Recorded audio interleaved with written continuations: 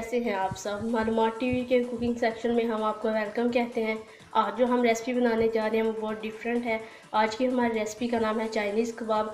ये इंग्रेडिएंट्स देखते हैं। आधा किलो आलू लें, बॉयल करके उन्हें मैश कर लें। 1 कप चिकन लें, बॉयल करके उसके रेशे कर लें। 1 कप गाजर लें, ब्रीक कटी हुई, और उसे बॉयल कर लें। 1 कप मटर लें, उसे बॉयल करके मैश कर लें। 1 कप शिमला मिर्च और उसे ब्रीक काट लें, और 1 पैकेट नूडल्स। कोटिंग के लिए ब्रेड क्रम्स और अंडा, नमक और काली मिर्च। बाउल लें, उसमें मैश किए हुए आलू,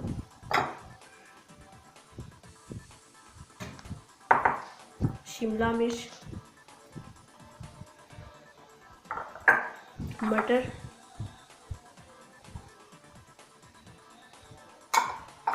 चिकन, इसके बाद गाजर,